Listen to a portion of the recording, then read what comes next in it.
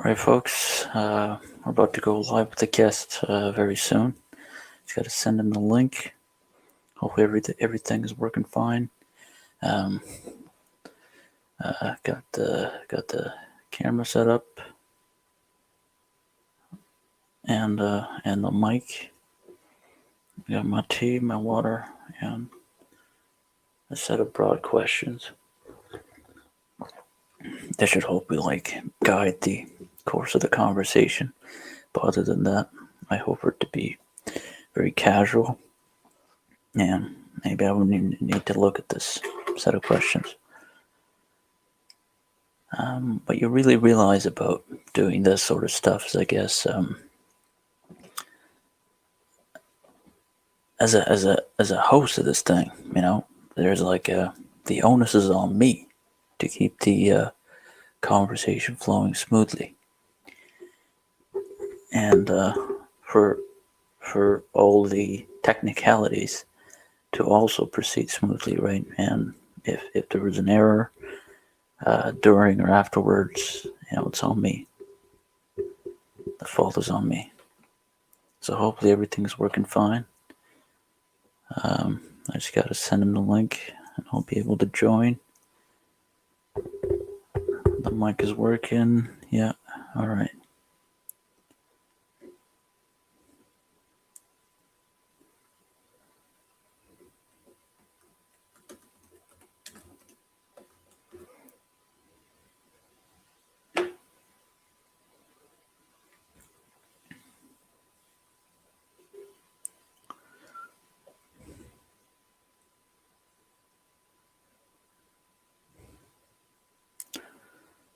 All right, we'll just wait for him to get on here.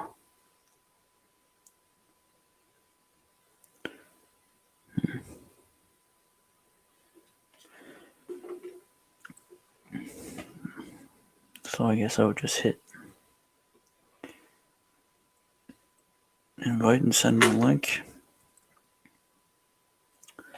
Hopefully we can get a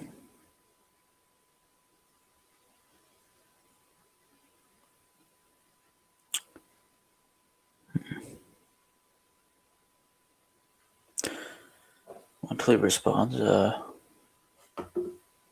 We had it scheduled for 3 o'clock, so it's 3 o'clock Eastern time. And we're approaching that, so I'll give him a minute. But yeah, I'm glad I found this. I'm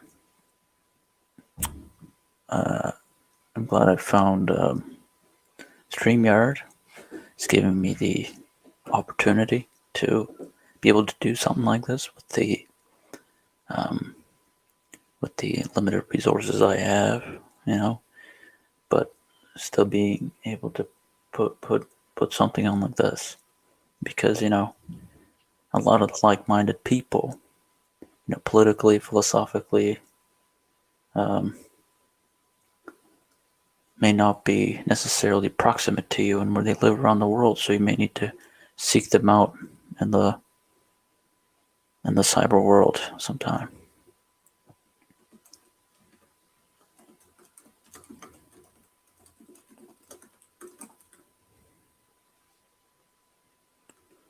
Okay.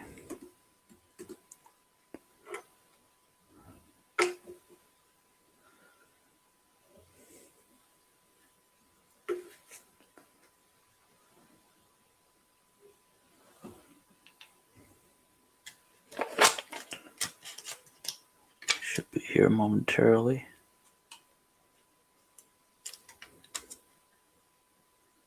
I should check if this stream is working fine.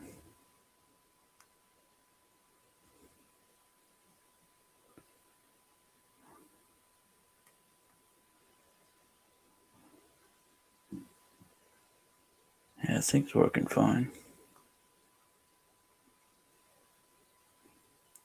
Hopefully in the future we'll have an audience who can also pitch in the questions. I guess that would make my job a little easier.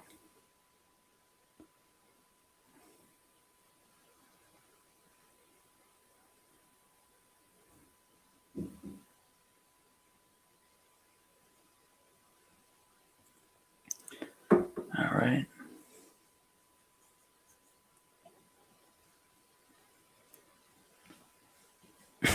Yeah, as I was saying,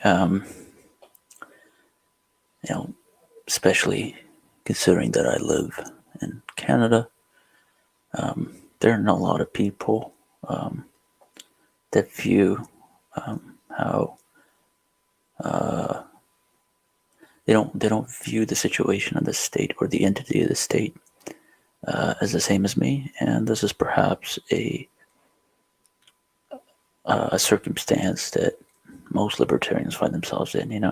They are in a situation where the overwhelming majority of the people around them are statists. They think they ascribe a lot more responsibilities to the state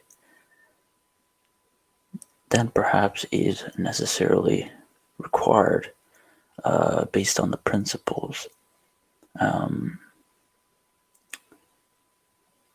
that we adhere to and that we try to apply consistently, ethically, and into the field of economics and politics.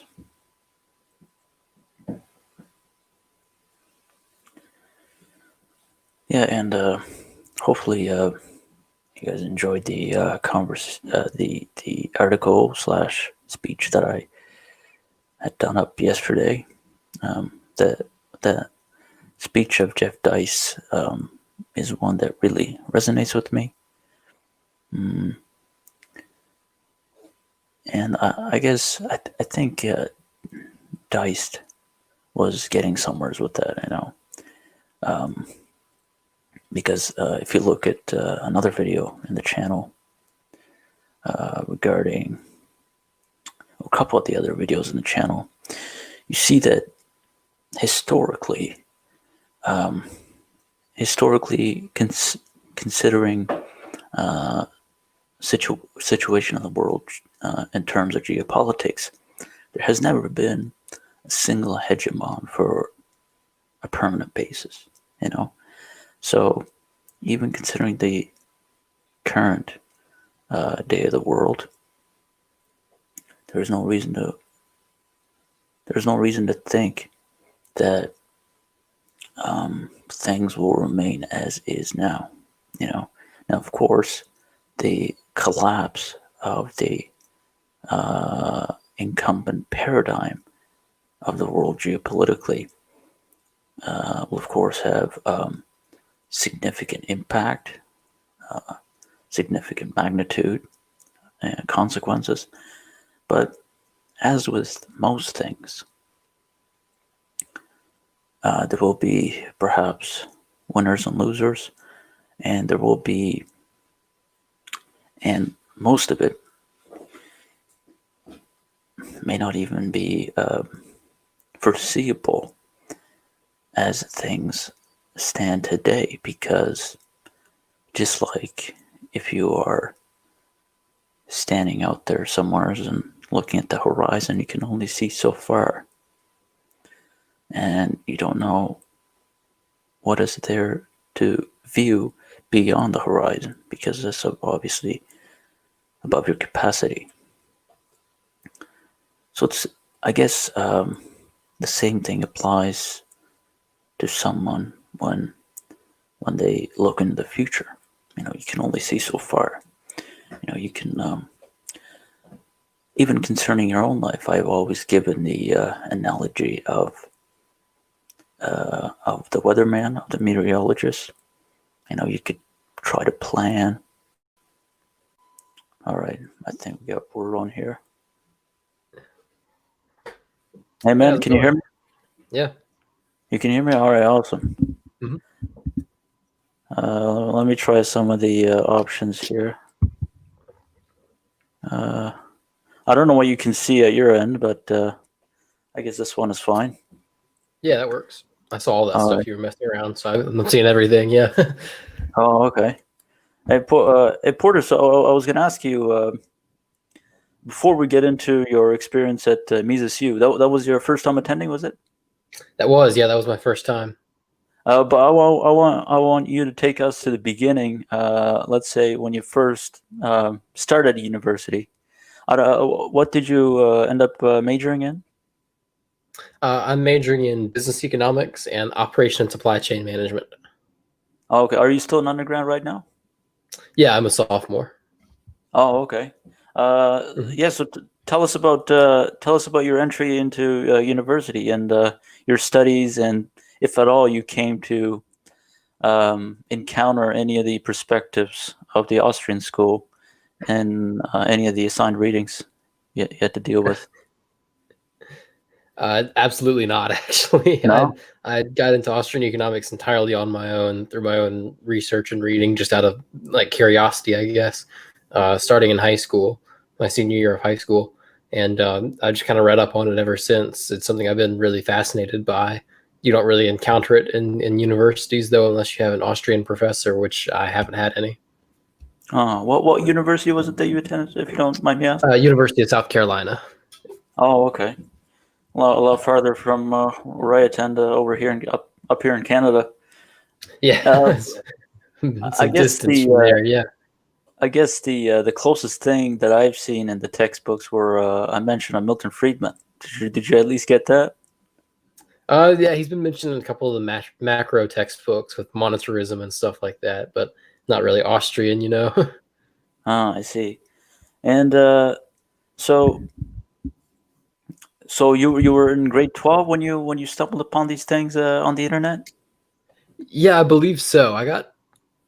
Yeah, it would have been grade 12. That's right. Kind of got into it the summer before that, and really got into libertarianism, I should say, the summer before 12th grade, and then during that year is when I actually started reading the economics of it, and really got into Austrian economics in particular. Started with it was what's the name of the pamphlet? It was Ludwig on Mises. It was The the problem of economic calculation in the socialist commonwealth. It was right. It was his 1920 paper on economic calculation, which completely decimated the Soviet argument, of course. And that's what I read first, which was kind of heavy from like for your first introduction to the Austrian school. I didn't start with Henry Hazlitt or something like that, something a little bit easier. But I really enjoyed it, and I was like, how had I heard more about this guy? So I ended up finding Mises.org through that, and just reading a lot more on there. I started, reading Mises Wire every day, just reading new articles and whatnot. And yeah, that's how I really got into it. How about the first few instances? Was it something on YouTube that you stumbled upon? Like for me personally, I don't know if you know who Peter Schiff is.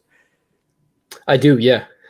He came on Joe Rogan once, and I happened to watch that episode. It was one of my favorite episodes on Joe Rogan. 1002, I totally recommend it.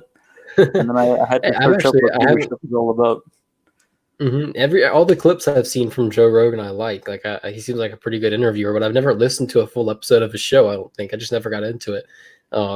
Yeah, for me, I did find this was actually probably well before I really got into Austrian economics. I didn't know what it was yet, but I do remember a long time ago watching some Peter Schiff videos, like of him at the Occupy Wall Street protests, just talking to random protesters out there, asking what they think of things. He's talking to them about the Federal Reserve and why business cycles happen and stuff like that. And he's just out there educating these people on the street. He goes out there with a sign that says, "I am the 1%, talk to me," or something like that. I remember watching a bunch of those videos, actually. So that would have been technically my first introduction, but that was well before I knew anything about Austrian economics. And to go more into like the continuum of how I got into it. Yeah, it started on the YouTube side with Reason TV, their YouTube channel. They, put out some comedy videos from Andrew Heaton, who I'm not sure if he works for them anymore, but so I got into that, and then they put out like they do pretty good work on especially local government overreach. It seems like their work on the city level is especially good when they talk about the homeless problem in Los Angeles, or zoning overreach and stuff like that. And that's how I really got into libertarianism. And they started talking about guys like Milton Friedman in some videos. And then it was one of those things, I just heard the name Mises mentioned, and that was kind of how I found that pamphlet that I read, the problem of economic relation, and like I said, it really just took off from there. Another thing, though, I would do is when I was taking Intro to Macro and Micro, is there would be some of the things that they would teach, right? Like especially in the first chapter when they're teaching you how to think like an economist, or the so-called economic principles, right? It would all be almost commonsensical, right? And then you try to apply them consistently, and then in chapter 3 and 4 of the same textbook, it would say, "Oh, now you need a central bank to establish interest rates." For me, it didn't logically follow from everything that was taught in chapter 1. And then I go on Google, and it was the Austrian school that they were the only school that were logically following through on those principles. No, that's absolutely right. If you're able to actually think critically and you look at what the book is telling you, there's a huge disconnect in what's taught in mainstream universities, mainstream economics. There's not any internal consistency to it. At one point they'll tell you, that because they match all these different theories together. And so at one point they'll tell you, this is why price controls typically don't work. They're bad, and they cause shortages or oversupply. And then, later they'll tell you we need a central bank to manage the money supply. And even though it's the same principles, nothing changed. Money is just another commodity. It serves a special purpose, but it's still, the price controls are the same thing. What else is central bank policy but a series of price controls, right? It's the price of money, but it's still technically, that's basically the same thing. There's no internal consistency, and that's largely because of the Keynesian takeover. But then I also have problems with some of the micro theory of the neoclassical school, which is what is mainly taught in like high school AP courses and university courses now, and that goes for undergrad and graduate school. As someone who's very much an Austrian, in my opinion, that's where I would consider myself. I do have differences with that, and so some of the stuff they teach in there still doesn't make any sense. I think all the stuff about natural monopoly, that always bothers me. I think their theories on natural monopoly are completely wrong. I would recommend any Tom DiLorenzo about that, or Tom Woods as well. They're both great on that. And so you can just kind of pick apart the arguments for yourself, though. You don't even need to reference all these Austrian sources if you just think about it and apply first principles consistently.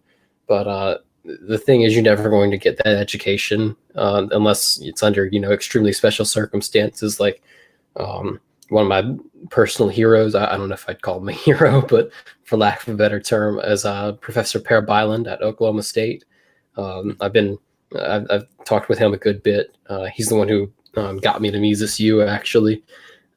He teaches a course at Oklahoma State called Austrian Economics. It's an undergrad elective course where students can choose to take a course specifically in Austrian economics, and he gives basically like a crash course for a semester on it. So unless you get an opportunity like that, which is extremely rare, you're just not going to be taught these things. You kind of have to figure it out for yourself, which most people never do, unfortunately.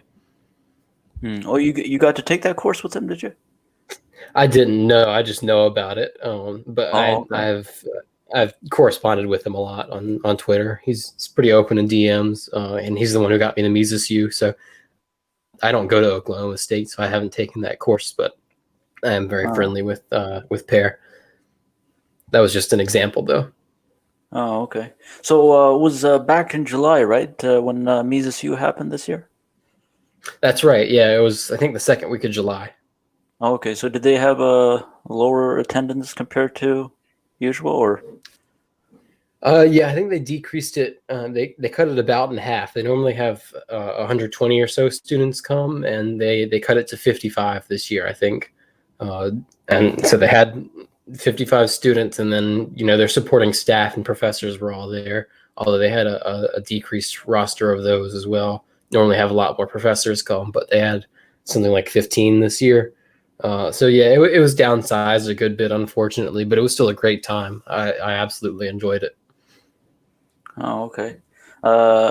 So what you stayed in the dorm with them, and then what was your experience? Yes, they put us in They put Describe us your in the week there. Auburn University Hotel, actually. Okay. Instead of the dorms, because the dorms were closed. So the hotel is where like opposing football teams stay and stuff when they come to play Auburn. So it's super nice. It was great. And then we go to the Mises Institute at, I think it was 9 o'clock in the morning every day, and stay there until 6 or 7 at night most days. So it's a very full day. You're just going to lectures about economics. They feed us while we're there. They gave us breakfast at the hotel. They give us lunch and dinner at the institute most days. So yeah, just tons of lectures. I took like 60 pages of notes in 4 days. There's just so much information packed into 1 week, and that was just the academic side would have made it worth it. But also get to meet tons of people who are interested in all the same you are, and all around your age, and it's just a lot of fun to meet people and learn so much, and just get to know everybody, including the professors, because they sit down with you at lunch. You have casual conversations with them. You can ask them whatever you want, and that includes like the Mises Institute president, Jeff Deist. I got to talk with him a good bit at meals, just because he's out there too. It's like these people that, if you're in libertarian circles, Austrian economic circles, these are like all of the big names, and you're just sitting at lunch with them casually, eating a hamburger and talking about economics with them. It's the coolest thing I've ever done, probably. Mm-hmm. Yeah, probably the most libertarians you've ever met at once, eh? Oh, for sure. And there's no contest. Yeah, definitely the biggest gathering of libertarians I've ever gone to. And hopefully I'll get to go again next year, and they'll have a larger event. And then that'll be the largest gathering, but I can't think of anything that would be bigger than that. It's crazy meeting so many other libertarians and libertarian-friendly people in one place. It doesn't normally happen. Yeah. Well, actually, one of the things I checked out, because they posted a bunch of the recordings or the videos on their website. Mm-hmm. Did you get to see the panel where 4 or 5 of the people were talking about the future of Austrian economics and stuff like that? And I'm not sure if I saw that one. I saw most of the panels, but they did a lot of them on the last day. And that was Saturday, and that's the day that I was doing the Mündliche Prüfung final exam. That's German for oral exam. So I didn't get to see some of those panels because I was in exam rooms or off studying somewhere quiet, and not actually in the room with the panel. I'm not sure if I saw that one or not. Oh, okay. But in that panel, they briefly talked about the new master's program that they were starting this year. I guess perhaps it already started, eh? Is that on your mind now for the future? I don't know. I would consider it, but I also would consider just going to get my PhD under an Austrian professor somewhere. Like Per Byland teaches several holds several graduate seminars, teaches several graduate economics courses at Oklahoma State. So that's an option. Peter Klein would also be someone I'm interested in studying under. I haven't totally decided if that's what I will do, but honestly, if I went to graduate school for economics, I'd probably go get my PhD, not just my master's, at a university. Yeah, I don't know about you, man, but me, I'm tired of I'm tired of keeping up with all this statist dogma in the textbooks that we encounter. Oh, that's so. It's just a pain in the ass. I can't put it any other way. Like it's so frustrating to read that and know there are other opinions out there, and know there's a more correct view if you're aware of that and you're well read on the other one, and you still have to do all the work according to whatever your textbook says, and do whatever your professor shoves in front of your face. It's impossible to describe how frustrating that is when you know you're right and there's something else out there, and you still have to just do whatever they assign you in school. That is something that totally turns me off from studying economics further than undergrad. I don't know if I can make myself do it, because I'm also a business student. It's not just economics that I'm studying. I have a business core of classes, and I'm doing operation supply chain management. So it's not like getting a PhD is my only future in the field. I can always come back to it later, first of all. And I also have a whole other career path as an option that I'm really interested in as well. Hmm. So before you even went to MisesU, was there like a whole bunch of readings that you were assigned with? Yeah, so technically mm, they're optional in the sense that you're not going to be questioned about them unless you do the final exam, which is optional. Um, so they still strongly recommend that you do all the readings beforehand. I would recommend that, of course, too. Although I didn't even read all of them, I was lazy about it. I should have. Um, but yeah, there is technically a whole list online. It's all of the materials are free to everybody. You can go look up 2020 MisesU, and it's got a link to the reading list on that page. And anything on the reading list they have in free HTML PDF format on Mises.org. They have a huge online library of all these free texts. So if you're curious about some of the stuff they assign, then you can always just look that up, and anyone can go read it. Which is something that's something that the Mises Institute has been really valuable for, because they put so much material online absolutely for free for anyone to access. And that's, I mean, that's the future of education, right? These old universities are, the COVID-19 pandemic has really exposed it. They use kind of an outdated instructional method. It's not to say that there isn't any value to classroom instruction anymore, but in something like economics, when so much free material has been put online, you can go educate yourself for free without having to pay some university thousands of dollars to go into debt for 4 years and beyond, obviously. And that's why the Mises Institute has been so valuable in large part, just because the sheer amount of material they've been able to put out with the support of their donors means people can educate themselves and don't have to rely on these narrower channels of education that are extremely expensive and also state controlled, and that push state propaganda for that reason. You can get around that now. Mm-hmm. So these examinations that you had to go through, what do they really consist of? Yeah, so there's 3 rounds. The first round is written, and it is optional as well, but almost everyone there chose to take it just to see how they could do. I don't remember how many questions it was. I think it was 30, maybe 25, maybe it's 25, yeah. And it's all multiple choice questions, written exam. And depending on how everybody does, there's not like a set number that you have to get right. It depends on your competition for the year, how everyone else does. This year, the cutoff was 19 questions. You had to get 19 right out of 25 or more, obviously. And so anyone who 19 or more right goes on to the second round of the exam, which is the first round of oral exams. That's the real Mündliche Prüfung. The written part is called the preliminary exam. So the first round of oral exams, they split the people who made it past the written round into 3 different rooms. There are like 4 or 5 students per room. And then they have 3 of the professors per room. I don't know how they picked the professors or picked which ones were in which room, but that's how it is. There are 3 in each room.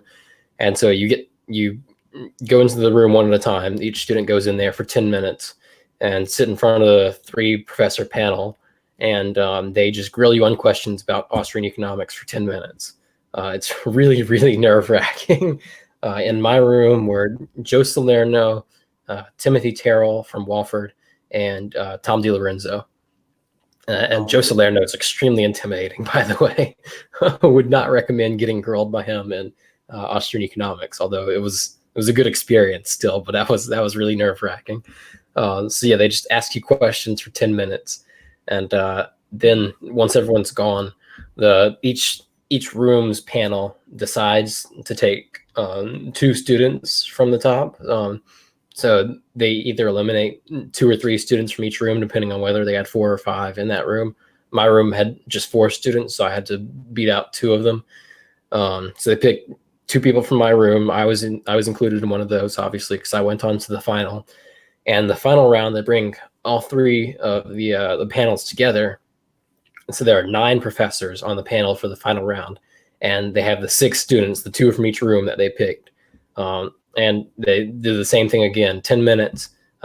Each student goes in there in front of all 9 professors this time, though. So you get 9 people who are like super good and super famous on Austrian economics, and they ask you really hard questions about it, and you have to answer them. That one, that was crazy. I thought I was going to sweat my shirt off. I was so nervous. And again, Joe Salerno kind of leads it because he's the head of the MisesU program, I guess, the educational program. And so he kind of leads the panel, and that's incredibly nerve-wracking. Again, I can't emphasize that enough. But yeah, I got asked. So the first question they asked me, I didn't know actually. It was a question. What was it? It was about land. It was what would the price of land be if there was no time preference? If time preference was 0. I didn't know. I didn't know the answer. I know the answer now. It's infinite. By the way, the price would be, or infinite is an easy way of putting it. It would be basically equivalent to the total amount of savings that people could amass. That would be the price of land if there was 0 time preference, which I can explain that in a little bit if you want me to, because I had it explained to me after I didn't know the answer. But so after that, though, they asked me some easier questions, and they don't ask every contestant the same questions. They asked that first one to everybody because that was like the hard one, the big one. So they asked that to all of us, but then they kind of tailor the questions to each student after that. And so, yeah, they go through all 6 of us. And I was not the only one who didn't know how to answer that first question, luckily. A lot of us had to end up skipping that one, which worked well for me. But that was something good. They were like, if you don't know it, you can skip it. It's okay. They were very reassuring. So they go through all 6 of us, and then we go to the final ceremonies. Jeff Dice did a really excellent final speech called Markets versus Mobs. It's on YouTube. You might have seen it now. Yeah, I did.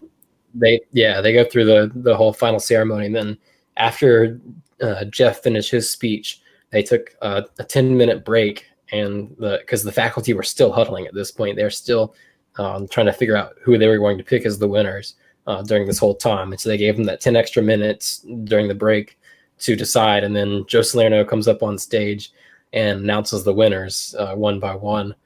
And yeah, they got to it and announced third place. It wasn't me; it was the other kid from my first room, actually. So both of us from that room, from that first round of oral exams, got into the finalists. And then second place, that was me. I didn't even believe my ears. I didn't know what was happening. Couldn't believe it had actually been me. And then first place was a good friend I made named David Hoffa. Still been in touch with him. I think he's got a podcast now as well, actually, called Law of Liberty, because he's a law student at it's somewhere in Michigan. I want to say University of Michigan. I'm not sure, but he won first place. So yeah, they picked the top 3 winners, and we got the cash prizes and everything. That was I went and blew $100 in the bookstore 10 minutes later. So that was a great time. Yeah, it was a really exciting experience. That's how the whole test taking process worked. What'd you purchase at the bookstore? Let's see. I got a hardback copy of Human Action because, of course, I had to. Right? Like you can't go without that. The scholars edition of Human Action, the Denationalization of Money by Friedrich Hayek, and one more. I don't remember what it was. I know. I don't know if I purchased this with my prize money or if I got it earlier in the week, but another book I got was The Problem of Production by Per Bylund. Like I said, I'm a big fan of his work. That's his book on the theory of the firm. So I got that one. That might have been earlier in the week, though, that I bought that. But yeah, those are 3 examples of things you could buy there. They've got basically every Austrian book and most of the libertarian books you could ever think of in that bookstore downstairs. It's pretty nice. Oh. Yeah, but something like the Human Action, that's just the length of it just seems daunting, you know. I think it's very daunting. Yeah, I haven't gotten around to that one yet. To go through it, you know. So hopefully, I'm a poli-sci major here in Canada, and I got only 3 courses to finish my program. After that, I wanna apply to perhaps Mises' master program or somewhere else. But I just want a prop that's willing to go through with that text with me, you know, or perhaps even Rothbard's Man Economy State. Yeah, you should look at the Rothbard graduate seminar. It's a summer program they do. It's not like for a degree or anything, like their master's program, which is great. But the Rothbard graduate seminar, you get automatic access to MisesU, so you'll come back for that. But it's like a week longer. I think it's just a week, where they go through a book during the summer on Austrian economics, and it's normally one of the master works. So they did a human action this year. I know they've done Man, Economy, and State in the past. So those are just examples. If you wanted to go through a book of that caliber, I would suggest looking into that once you're a graduate student, because I definitely want to. If I go into graduate school, I'd like to go to the graduate seminar during that time. Does that like immediately follow or precede MisesU, or? It precedes MisesU. I'm not sure if it's exactly a week before or if it's separated more. I don't know when the timeline was, but I know it comes earlier in the summer than MisesU. It's sometime in June, I think. That'd be quite convenient. Mm-hmm. But other than the examinations that you went through, I thought MisesU also had essay contests. Did they not? Or did they not? Not that I know of. I know they have a conference. I don't remember the title of it, but it's basically like a student scholars conference in Austrian economics. Like the first place guy, David Hoffa, he had been to that conference before because he submitted a paper on the title transfer theory of contract and how it related to Bitcoin and other blockchain technologies. It's a really interesting paper. I read it when he told me about it. But they do have that, so you can submit papers and get picked to go to that conference. But that's completely separate from MisesU. I don't think they have an essay contest at MisesU. Oh, okay. I don't know why I thought that. Dave Smith, did he attend this year? He wasn't there this year, unfortunately. I wish he would have been. That would have been nice. Yeah, and there were a couple of guys who I would have liked to see that weren't there. Bob Murphy is another one that comes to mind. He has some pre-existing conditions that make him more susceptible to COVID-19. So he was worried about attending. He didn't end up coming. Walter Block, I personally helped get him there by Zoom. He wasn't planning on going at all, but and he didn't come in person. But I told him earlier in the summer he should come via Zoom. So he did a Zoom lecture while we were there, which was pretty cool. Got to interact with him on the big whiteboard they had set up, I guess, with a computer projector. So that was cool. But I do wish I'd been able to see more of those guys in person. Dave Smith especially would have been nice, but it was still a great time regardless. Yeah. I guess if Bob was there, they could have done the Contra Krugman podcast, with Tom Woods. Yeah, that's right. Good, because Tom Woods was there. He did a great lecture on I think it was called the fact-free coronavirus hysteria or something like that. Yeah. I think that was the title of it. It completely dismantled all the lockdown narrative, the hysteria over virus, which was really entertaining and pretty funny. Tom's a funny guy.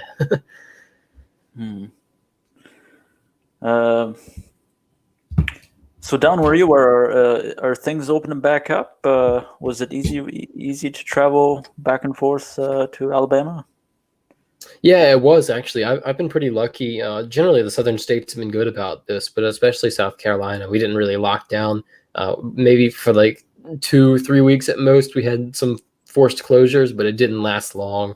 The governor really was not willing to keep things shut down for long, that was good. I give credit to him where credit's due. So yeah, traveling wasn't a problem at all.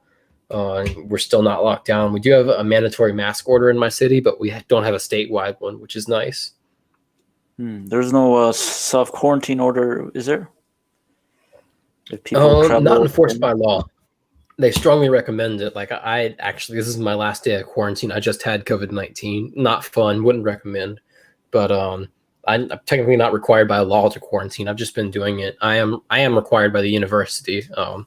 But they haven't been enforcing that strictly. It was voluntary on my part. So nothing enforced by law anymore. No. Did it feel any different from the regular flu that you may get over winter in other years?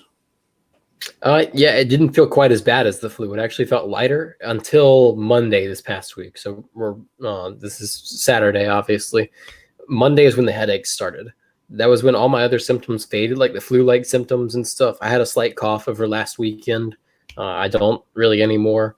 Um, I had some lightheadedness, some fever, chills, and soreness and stuff like that last weekend. Those all started to fade on Monday, and I was pretty much good. And then the headache started Monday night, and that's continued all week. The COVID headaches, only like less than 5% of people get them, but they're really, really bad. I know several other people who have had it and had these headaches, and it was the same for them.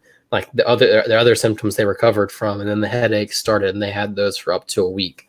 That was the weirdest thing to me, because it wasn't caused by a fever. It wasn't like a fever headache. I didn't have anything else. It was just it wasn't even really dehydration. I haven't been completely dried out by the virus. It's these random headaches that are extremely intense. They're triggered. I couldn't look at a computer screen for a week, and they lasted a long time. So that was super weird. It's a strange virus. I definitely think about it a little bit different.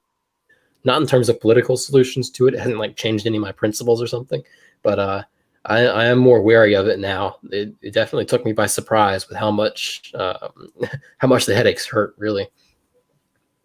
Oh, I see. So, so you got 2 more years, or are you starting second year this month of university? I'm starting my second year this month, yeah, or last month technically. So, have you thought about what you're going to do after you complete your program, or is it too early to think about that for you? Well, you yeah, want to kind of take like the route I of business earlier, or the route of economics and studying, if you wanted to continue in graduate studies? Yeah. Like I mentioned earlier, I'd definitely be open to getting my PhD. That's something I'm considering more strongly, especially now after MisesU and making some good connections with professors there. But I'm really interested in business applications, real world applications of economics, and the operation supply chain manager side of my studies. I think I would like to go in a job in that, just to try it at first. I can always come back to graduate school. So I think that's what I'll do, but I haven't entirely decided that yet. Luckily, my university has really good programs for career placement and things like that. I don't think getting a job would be a problem. It just depends on what I decide to do. I mean, not everybody's path is to academia necessarily, right? I mean, look at Peter Schiff. He's in a completely different sphere, but he's still advocating and conveying the message of liberty, in his own way. Yeah, exactly. He's a fine author in economics, but he's found private work, which is there's something to be said for that. Yeah, he. I guess I seen his appearance in one of these Mises events, but it was from like a decade ago. I think it's been a while since he's attended. Yeah. All right, man. Let us know where people could find you. You're on I'm on Twitter at Porter Burkett 12. That's my last name. So you can see my first name on the screen. I assume this is on YouTube. Yeah, right? I screwed that up, man. I thought I was gonna have my name there and yours over here, but eventually I'll start to figure this out. Yeah. So first name Porter, last name is Burkett, Burkett, and so it's just my first last name and the number 12 on Twitter, Porter Burkett 12. That's pretty much the only platform for now. I've got a private Instagram, but I don't really post anything on there. Twitter is where I'll put all my economics, business, a couple politics tweets. I've really been trying to ignore politics lately, but it keeps dragging me back in. Politics won't ignore me, so that's where you can find me. That's my main platform. I always love interacting with people on there. Love asking questions. Love getting questions answered. Yeah, because like-minded people, who perceive political economic issues similar to we do, we seem to be so distant from one another, So yeah, if we don't seek each other out through the cyber world, we may never, encounter each other otherwise. I mean, I'm living in Canada. You can just imagine how many, left-leaning people there are here. Dude, I don't even want to think about it. Although I'm on a university campus, so it probably have a higher concentration around me than usual in the South. But yeah, I can only imagine what Canada's like. It is fortunate that we have things like StreamYard and Twitter to bridge that distance between us. Makes it feel a lot closer. Yeah. And, I definitely do, and you perhaps do as well. We got internet to thank for, If it wasn't for the internet, a lot of the things we've ended up discovering throughout the years of our life, we would have still remained blind to them, We would have. Yeah, it goes back to what I was saying about Mises.org having so much free material out there. When the Mises Institute started, they didn't have the internet. Obviously, it was founded in early 1980s, if I remember correctly. Obviously, that was a little bit before the time of the internet. So I said that was one of the biggest accomplishments of their mission, towards their mission. That's entirely due to the internet, that they would be so effective. That's how I found them. I would never have gone to, MisesU or something like that if I hadn't had the internet to find out about them, because I don't have any Austrian professors at my university. I had to do it all on my own. So it's really great. Yeah. All right, man, Porter. Thanks for your time. Hopefully we'll Thank you talk for having me. again. Yeah, hopefully. All right. All right. Have a good one, man. Yeah, you as well.